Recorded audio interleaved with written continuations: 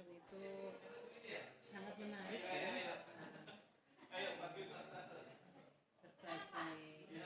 dan kelebihan dari tata kelola desa itu ada di sana ya. Selama ini jadi didampingi Pak Aris ya, dan memang sangat sangat maju ya di sana ya. Ini penulisannya juga cukup banyak ya, cukup tebal, mengerjakannya juga lumayan ya. Cuman mungkin perlu fokus pada hal-hal tertentu. Kamu menulis itu masih kemana-mana gitu. Ini antara masih membingungkan ya, antara ini mau melakukan evaluasi atau memotret implementasi.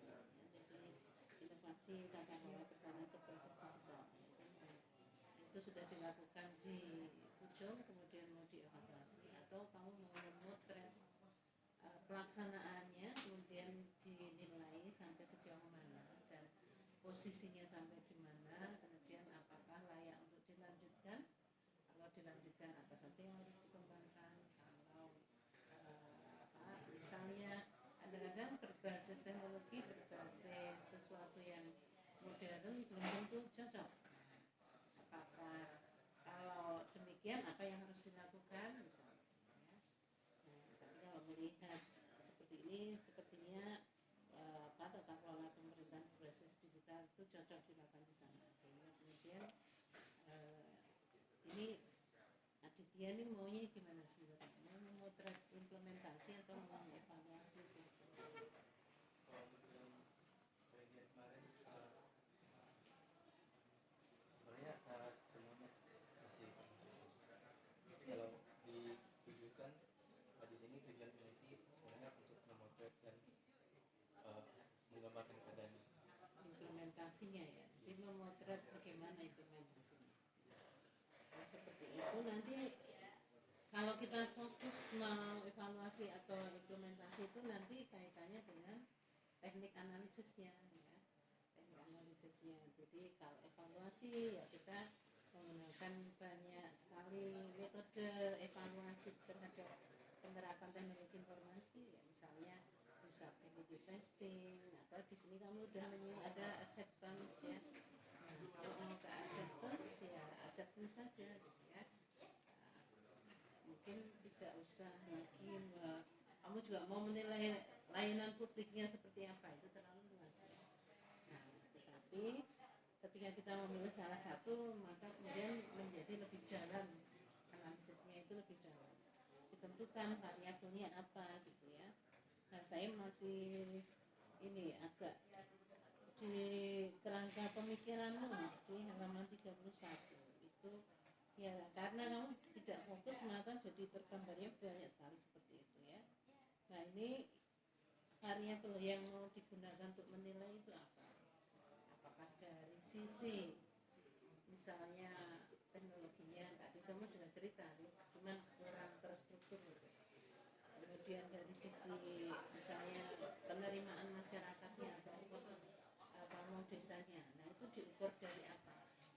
Diukur dari pertanyaan, diukur dari kuesioner.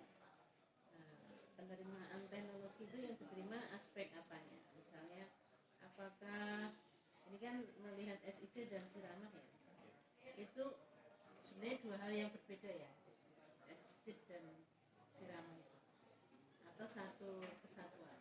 Satu kesatuan. Kalau siraman itu kamu, saya melihat belum cerita banyak yang mengenai siraman itu apa. Coba siraman itu apa, ceritakan siraman. Untuk siraman itu merupakan pelayanan yang diberikan oleh Kelurahan Pucung. Jadi pada saat menyesuaikan kondisi di mana kebanyakan kalangan usia sepuh di kelurahan itu belum bisa menggunakan teknologi informasi. Nah, jadi di sini itu Kelurahan Pucung juga memberikan inovasi yang dimana dilakukan secara berbeda. Jadi setengah permohonan diajukan oleh komisioner normal,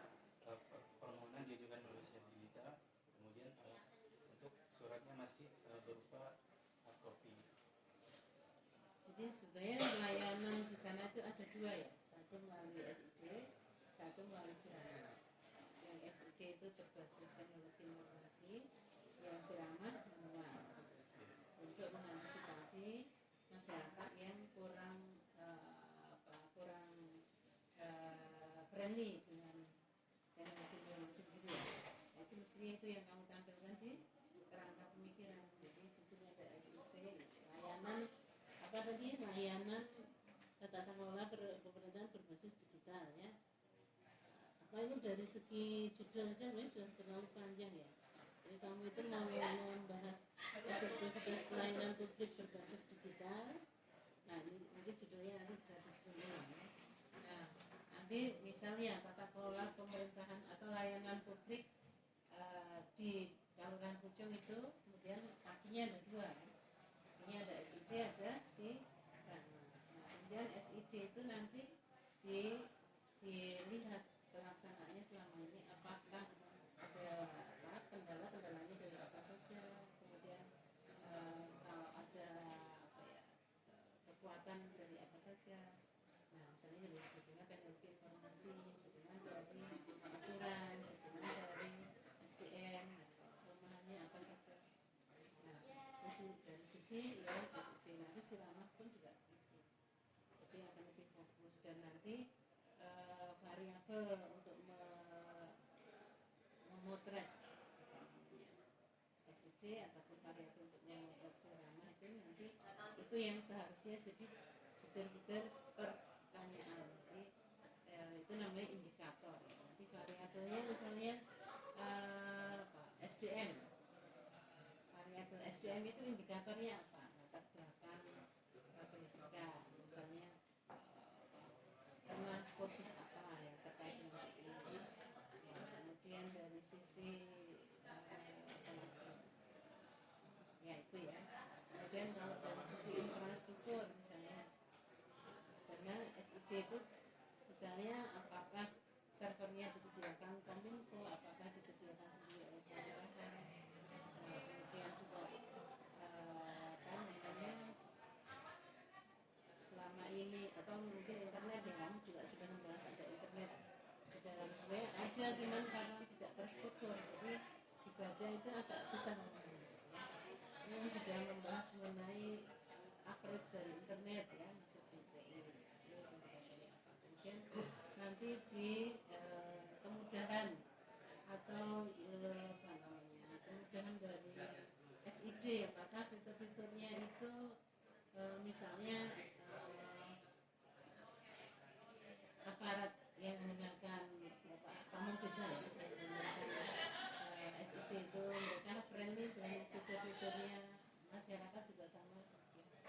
Apakah mereka bisa mendapatkan informasi yang mereka inginkan dari fitur-fiturnya, apakah fitur-fiturnya mudah digunakan atau mereka mudah mencari fiturnya apa kalau mau mencari. Ini sayangnya kalau SID di sana itu belum memuat informasi tambahan ya, itu harusnya peluang gitu ya untuk bicara lebih jauh. Apakah tidak ada fitur itu, tidak ada fitur dari informasi pertanahan itu karena kekurangan dari SID-nya atau kekurangan dari datanya? Mungkin di SID sudah ada disediakan fitur-fiturnya kan, tapi misalnya untuk mengisi itu kelurahan itu punya data atau tidak, ada datanya nggak? Pernah diskusi ya? Kenapa data pertanahan di sana tidak dimasukkan dalam fitur SID? Pernah diskusi nggak? Ya terus? Kemarin saya pernah mau bertanya tapi dengan informasi pertanahan. Jadi yang di Siden pas itu cuma peta yang dari zaman Belanda. Ini kamu bahas nggak? Betul. Itu harusnya karena kamu kan kuliah di STPM ya, pertanahan. Nah, justru hal seperti itu mestinya yang bisa jadi fokus ya. Jadi kenapa tidak bisa disediakan melalui SID? Nah, kemudian apa namanya? Nah, jadi kamu bicara TAM juga ya, TAM itu kalau dari sisi pelaksanaan SID misalnya, boleh kamu menggunakan TAM ya. TAM itu kamu kan sudah menetapkan dua variabel utama ya, ini ya, ada perceived usefulness dan perceived of ease. Nah ini kan masuk sebenarnya di tadi ya, kegunaan dari aplikasi itu apa. Nah itu kemudian apakah kegunaan itu atau fitur-fitur itu bisa digunakan dengan baik. Nah itu harus dilihat, bisa digunakan dengan baik ya kamu melalui wawancara dengan pengenalan apa saja sih yang tersedia di fitur itu. Nah itu bisa digunakan dengan baik dan mengeluarkan informasi yang diinginkan atau tidak. Nah kemudian perceived of ease of use ya, tadi kemudahan itu masuk ke variabel itu. Cuma indikatornya tadi bisa lebih didetailkan lagi ya. Itu kalau kamu menggunakan TAM ya. Nah sebenarnya kalau mau menggunakan TAM cukup TAM itu, kemudian nanti variabel dan indikatornya lebih diperdalam lagi di metodologinya sehingga tidak kemana-mana gitu ya. Kemudian dari itu yang pertama, terus ini peta ya, peta administrasi. Orang pertanahan harus bisa bikin peta kan, dapat banyak mata kuliah yang bisa menjadi dasar pembuatan peta. Itu peta administrasi itu benar seperti itu. Kalau di peta administrasi kemarin saya ambil langsung dari kelurahan. Diambil langsung dari kelurahan. Tapi di kelurahan masa seperti itu kan pasti ada nama dukungannya, ada poligon dusun gitu. Ini batas administrasinya aja bisa dibaca nggak menurutmu? Bisa terlihat nggak bedanya dengan jalan atau dengan sungai ini?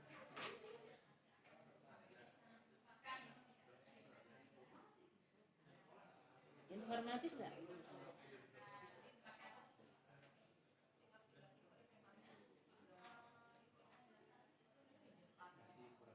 Ya, nanti dibenahi lagi ya. Yang namanya peta administrasi itu pasti ada poligon batas adu keluhan, ya bisa menggunakan warna yang berbeda simbologinya. Sehingga ketika orang membaca, oh ini Kelurahan Pucung itu ada berapa padukuhan, namanya apa saja gitu, itu bisa terbaca dengan jelas ya. Nah itu kemudian saya juga tergelitik kamu menggunakan diagram use case ya. Nah use case itu kamu dapat mengeksip siapa di dosen? Gue Masa saya mengajarkan use case seperti itu?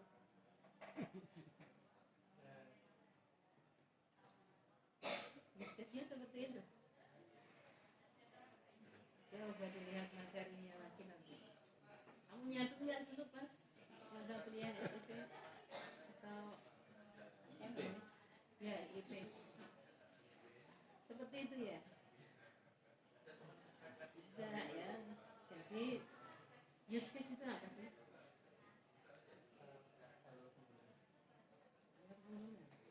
Ya, bedanya dengan apa? Yang tahapan itu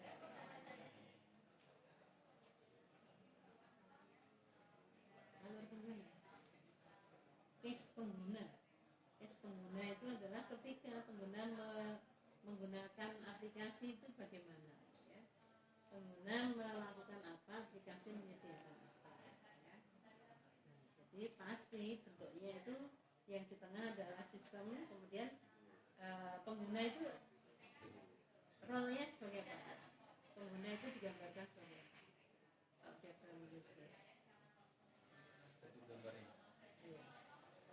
Namanya apa? bisa User. User itu banyak. Begitu ya. Kamu tidur dulu ya. Ada aktor ya kan? Ya, ada aktor, ada sistem, ada apa? Garisnya apa namanya? Asosiasi. Kok bisa begini ya? Saya gagal ini sebagai dosen. Nanti dijelaskan Pak. Mungkin Pak Wajib akan jawab itu. Ya, kira-kira ini sebenarnya perbaikannya sangat banyak ya, tapi mengingat waktu mungkin saya cukup sampai di sini saja. Selanjutnya Pak Wahyudi melanjutkan. Baik Bu, terima kasih.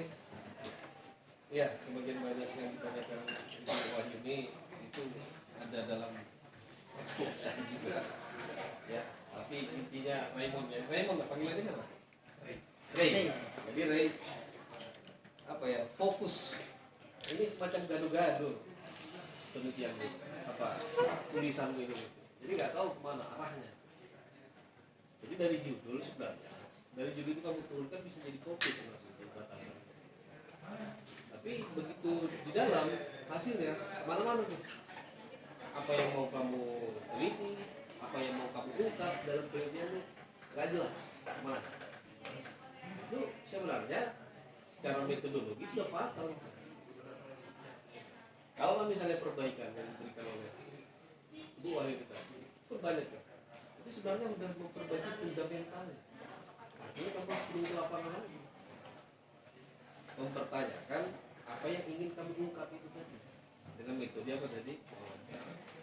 Observasi. Terus apa lagi tadi metode apa lagi?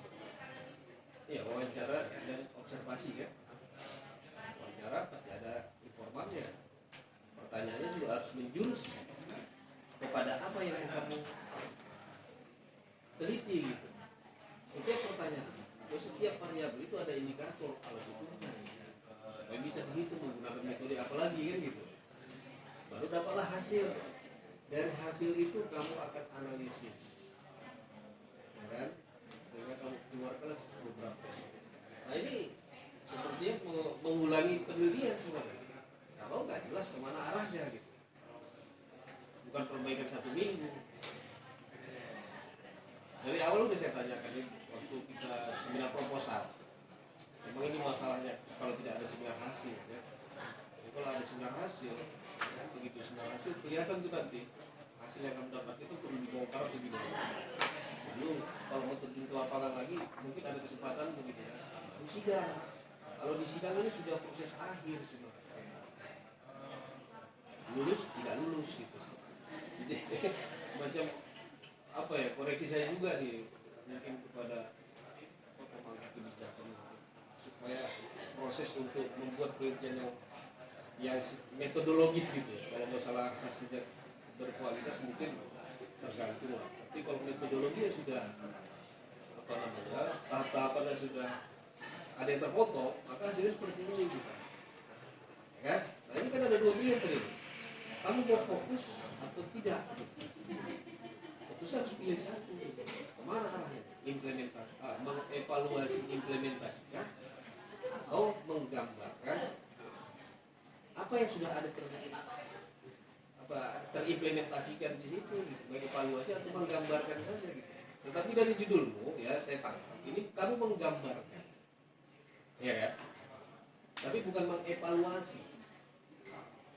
Tetapi di dalam metodemu itu banyak metode-metode evaluasi. Kenapa kamu masukkan TAM, model gitu kan? Berarti kan evaluasi sistem, inovasi yang ada di situ. Diterima atau tidak terima, itu hasil evaluasinya tuh. Terus mengevaluasi apa lagi tadi yang lain? Ya kan ini nggak jelas.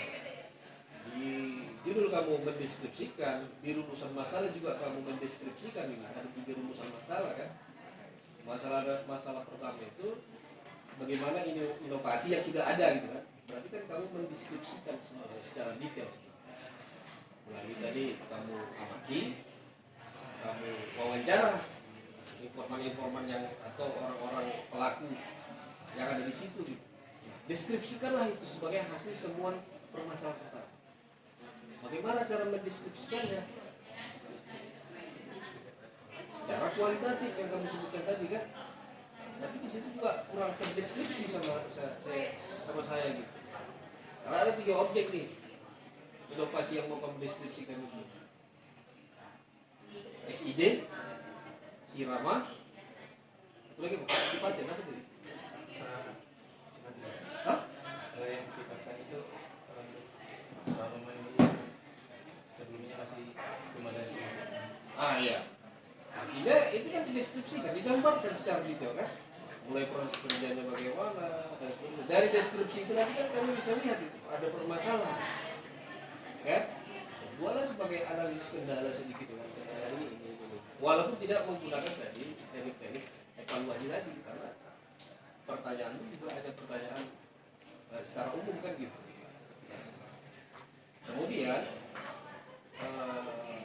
dari kendala itu ya kamu buat satu rekomendasi mengatasi bagaimana kendala itu supaya tidak terjadi di kemudian hari, kira-kira kan begitu. Tapi yang kamu tampilkan tadi solusi itu adalah solusi dari kelurahan, bukan solusi dari kamu. Itu gimana tuh? Jadi kamu teliti apa? Kan kamu sebutkan tadi ini solusi dari kelurahan dan terkait kendala-kendala di pasar WiFi segala macam. Nah dari pemikiranmu apa gitu? Karena itu kan pertanyaan yang memang harus kamu jawab dan rumusan masalah dia gitu. Apa saja langkah strategis yang dikerjakan? Apa ini juga mau kamu gambarkan gitu? Langkah dari kelurahan seperti ini, strategi kelurahan seperti ini, gitu-gitu. Kalau kayak gitu kan meneliti, itu namanya mereport, melaporkan, apa namanya, jurnalis gitu. Kan udah di awal sih bilang. Jadi sebenarnya kemarin itu, kalau misalnya kamu ingat waktu proposal itu, sama seperti kemarin itu, kamu anak pertama, kamu evaluasi dan analisis itu, inovasi dari teknologi informasi yang mereka miliki untuk melayani publik. Apakah ada di situ unsur-unsur informasi pertanahan yang memang kita butuhkan juga kan, masyarakat juga butuh itu. Nah, kalau tidak ada, nah itulah sebagai ini novelty sebenarnya. Bagaimana kalau misalnya ditambahkan inovasi apa informasi pertanahan. Dan kemarin juga saya suruh kamu itu coba kamu periksa SID. Ada nggak fitur di situ? Dan tadi saya bilang kan ada itu fitur pertanahan, itu informasi pertanahan, menginput data-data parsil dan seterusnya itu ada di SID. Cuma jawaban kamu tadi seperti yang tanya kedua ini tidak kamu masukkan juga, sehingga skripsi ini laporan jurnalis tentang keadaan desa Pucuk, itu ada hasil yang kamu dapatkan dari menggunakan metode-metode tadi pun gitu. Ternyata tidak tergambarkan secara apa namanya, secara rinci dan tidak fokus gitu. Kan sudah lari ya dari apa namanya metodologinya. Misalnya wawancara, kamu wawancara pakai apa? Kamu rekam. Harus nggak dilampirkan juga kamu lampirkan. Misalnya link rekamannya sebagai bukti bahwa kamu sudah melakukan wawancara itu, bukan foto-foto begitu aja terus ada skrip-skrip wawancara. Itu bisa dikerjakan AI semua. Itu kalau rekaman juga bisa dimodifikasi AI.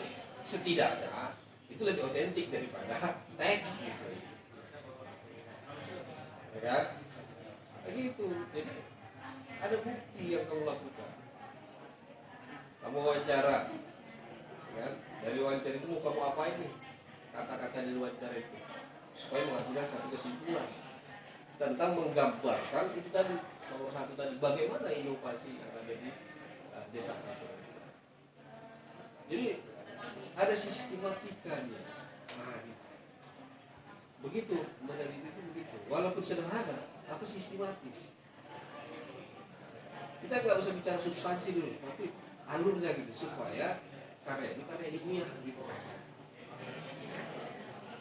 Saya juga heran nih, babnya kok bisa sampai, kalau dulu itu ya saya pendahuluan, ya kan, bab 1, bab 2 ada sensori misalnya, bab 3 metodologi, bab 4 misalnya hasil dan pembahasan, bab 5 kesimpulan saran. Cuma 5 bab itu aja. Mungkin ada tambah misalnya kayak gambar rumah perusahaan, tapi biasanya diletakkan di hasil dan pembahasan. 5 bab ini aja udah cukup ya Bang. Gua nuliskan skripsi itu gitu. Pendahuluan apa isinya di latar belakang. Mengapa kamu mengambil masalah ini kan gitu. Tentu ada data empiris sebelumnya kamu dapat misalnya dari orang atau apalah, ini kamu teliti gitu dari desa itu. Begitu. ini tebal ya kan? Tapi gaduh-gaduh gitu. Jadi mungkin itu apa saran saya ya. Kalau misalnya mau mengevaluasi implementasi yang sudah dilakukan, gunakanlah teknik-teknik evaluasi, metode-metode. Salah satunya tamit itu sesimpel itu sebenarnya harus kamu fokuskan kepada teknologi acceptance model. Jadi tahun jadul tapi masih relevan kalau kita gunakan. Dia keluar accept of usability dan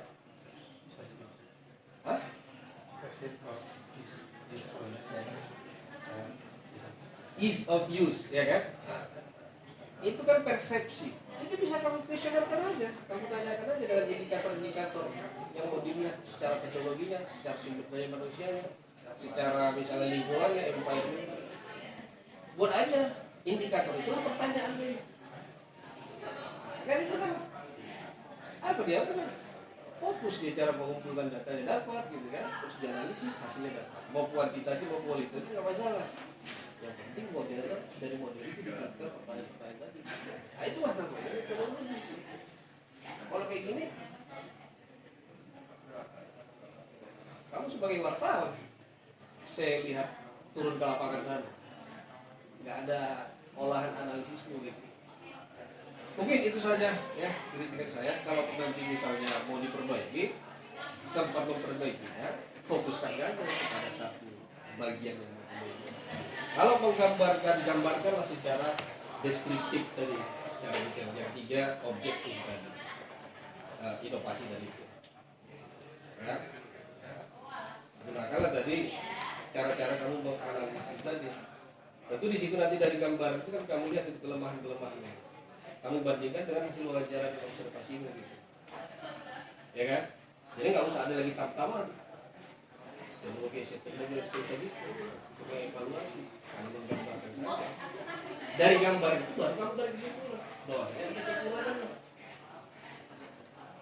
Gunakanlah teori teknologi dan pelayanan publik. Misalnya nggak ada yang mengenal tuh indikator pelayanan publik dalam hal inovasi teknologi misalnya. Buatlah analisisme berdasarkan ini, misalnya sampai harus dilakukan ternyata di daerah itu inovasi teknologi untuk melayani hal-hal seperti ini itu masih kurang. Nah itu hasil analisisnya. Nah, itu ya. Jadi lebih fokuskan lebih bagus nih. Mungkin itu saja Pak. Terima kasih. Assalamualaikum warahmatullahi wabarakatuh. Waalaikumsalam.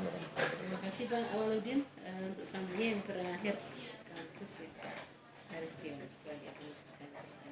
Oke, terima kasih Bu Wahyuni yang saya hormati, Bu Ayuni, Pak Awaludin, Mas Ditya ya, atau orang manggilnya Ray kan? Ya. Mas Ray, lihat halaman 60. Halaman 60, alinea 2. Cepat. Halaman 60, alinea 2. Saya bacakan sebentar, nanti saya minta pendapatnya ya. Di sini kan kamu menulis bahwa melalui menu data desa, masyarakat dapat memperoleh akses terhadap berbagai informasi statistik kependudukan dan data kewilayahan yang disajikan secara terbuka. Pertanyaan saya, apa pentingnya hal itu buat para pihak? Jadi para pihaknya siapa saja dan apa pentingnya yang kamu tulis itu bagi mereka? Jadi menurut saya keterbukaan informasi ini mungkin dapat digunakan hanya sebagai informasi saja atau contohnya sebagai peneliti bisa. Para pihak itu siapa? Kan saya tanya apa pentingnya buat para pihak? Jawab dulu para pihaknya siapa? Kan nggak cuma satu pihak.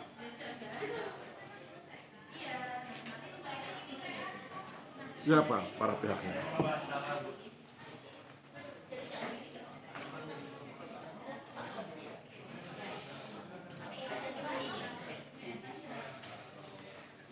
Masyarakat dan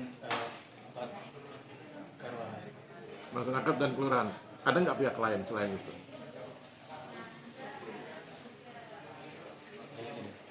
apakah masyarakat dan kelurahan itu hidup di daerah yang steril sehingga kemudian tidak berinteraksi dengan pihak lain. Apakah masyarakat hidup di daerah yang steril sehingga tidak berinteraksi dengan pihak lain? Berarti ada pihak lain. Berarti siapa pihaknya? Orientasi kedua. Oke, ya, jadi ada pihak lain juga. Terus apa pentingnya? Kasih contoh buat masyarakat begini, buat pemerintah kelurahan begini, buat pihak lain begini. Pihak lainnya kasih contoh siapa? Kan mereka tidak steril. Mungkin contohnya bagi masyarakat ini mungkin hanya sekedar Jangan gunakan kata mungkin. Kamu kan sudah penelitian, kan? Kalau bagi masyarakat ya ini bisa dijadikan sebagai informasi saja. Kemudian untuk kelurahan ini dapat dijadikan sebagai bahan evaluasi untuk pengelolaan sumber daya. Untuk instansi lain bisa dijadikan sebagai data analisis dan penelitian. Kenapa nggak ada konsep perencanaan? Apakah menu itu tidak berguna buat perencanaan? Nah, kenapa tadi kamu nggak sebut kata perencanaan? Terus kalau memang berguna, apa gunanya buat perencanaan? Sebagai bahan pertimbangan. Ya, jadi kan harusnya berguna ya buat perencanaan. Oke, lanjut. Halaman 80. Halaman 80 alinea 3 ya. Karena itu yang alinea 1 cuma satu baris. Alinea 3 baris ketiga. Sudah? Halaman 80 alinea ketiga baris ketiga. Sudah ketemu? Sudah saya bacakan ya. Masyarakat merasakan proses pelayanan yang lebih cepat, akses terhadap informasi yang semakin mudah, serta penyederhanaan prosedur administrasi yang sebelumnya dinilai berbelit. Pertanyaan saya, pelayanan itu dirasakan atau dirasiokan? Dirasakan atau dirasiokan? Kalau dari masyarakat dirasakan. Ketika mereka merasakan, apakah mereka tidak menggunakan rasio? Ini mudah, ini tidak mudah, ini berbelit, ini tidak berbelit. Jadi dirasakan atau dirasiokan? Keduanya. Nah, kalau di keduanya bagaimana kamu menjelaskan itu? Silakan kamu jelaskan bahwa pelayanan itu dirasakan dan dirasakan oleh masyarakat. Kalau dari masyarakat, misalkan bila masyarakat melakukan pelayanan ke kelurahan, apabila masyarakat merasa pelayanan yang dilakukan tersebut mempersulit dan memerlukan biayanya, kemudian membutuhkan waktu yang lama, maka masyarakat dapat menyimpulkan bahwa itu sebagai hal yang menyusahkan. Mempersulit itu kesimpulan rasional atau kesimpulan perasaan? Ada unsur rasionya nggak di situ? Ada. Terus bagaimana eksekusinya? Kalau saya merasa dipersulit nih, eksekusinya kemudian saya lakukan sesuatu berdasarkan rasa atau saya lakukan sesuatu berdasarkan rasio? Berdasarkan rasio. Apa bedanya? Melakukan eksekusi berdasarkan perasaan dan melakukan eksekusi berdasarkan rasio dalam konteks informasi teknologi ini, teknologi informasi. Kamu sedang menggunakan aplikasi nih, ada rasa dipersulit, ya, kemudian kamu kan harus mengambil jalan keluar atau solusi. Apa bedanya solusi yang berbasis rasa dengan solusi yang berbasis rasio? Kalau solusi berdasarkan rasa, misalkan masyarakat yang merasa dengan menggunakan informasi, bisa jadi masyarakat tersebut sebenarnya masih belum memahami teknologi informasi. Jadi kalau disimpulkan berdasarkan perasaan semata, itu masih tidak bisa disimpulkan. Berarti kalau berdasarkan rasio harus ada solusinya loh. Kalau rasa kan cuma ngamuk-ngamuk ya. Oke, terakhir halaman 90. Halaman 90 alinea 2 baris 3 terakhir dari bawah. Sudah ketemu halaman 90 alinea 2. Baris ketiga dari bawah ya, saya bacakan ya. Proses verifikasi data kerap mengalami keterlambatan sehingga menimbulkan perbedaan antara data yang tersimpan dalam SID dan data administrasi kependudukan yang dimiliki pemerintah kabupaten. Pertanyaannya 3 ini. Mengapa, apa dampaknya, dan bagaimana solusinya? Mengapa, apa dampaknya, dan bagaimana solusinya?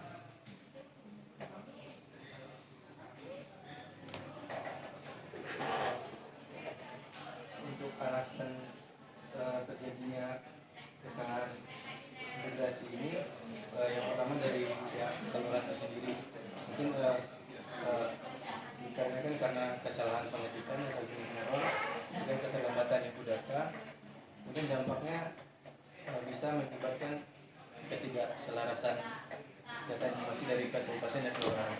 Terus solusinya apa? Solusinya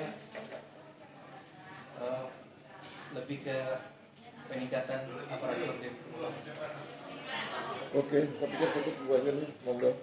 Ya, terima kasih Pak Aris. Kemudian sesi klarifikasi konfirmasi selesai. Untuk Ray, silakan keluar untuk lagi. Yang jauh. Saya jangan lebih.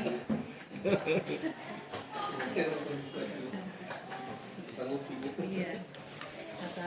Atau pulang kembali ke ujung dulu sana.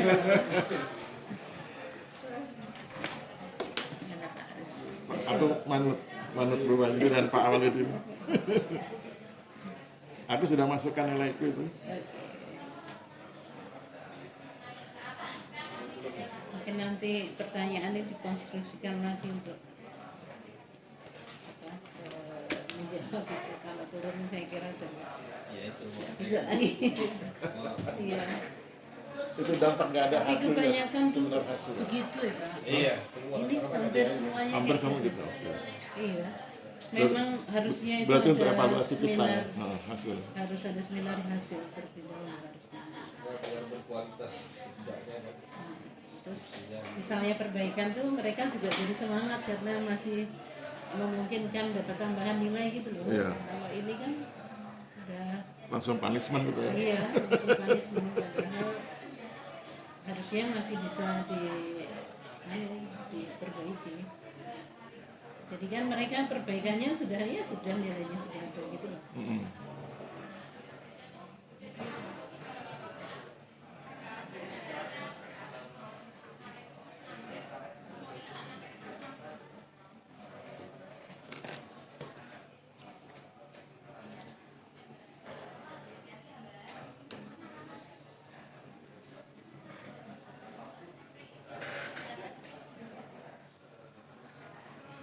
Tapi upper B itu juga tidak jelek.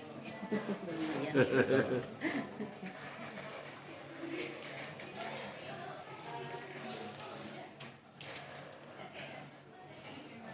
Anakku juga semuanya nilainya segitu Pak. Oh iya.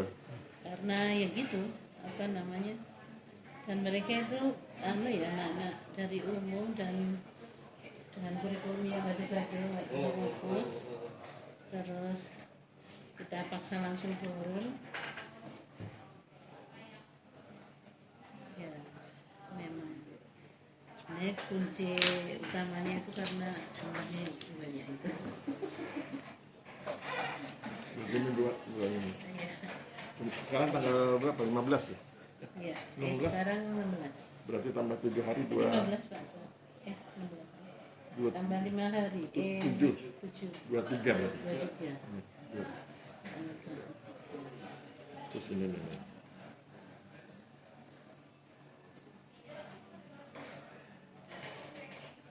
Upper B. Oke. Yang punya Pak Awaludin nilainya berapa? Ya, Pak Guru. Ya. Ya.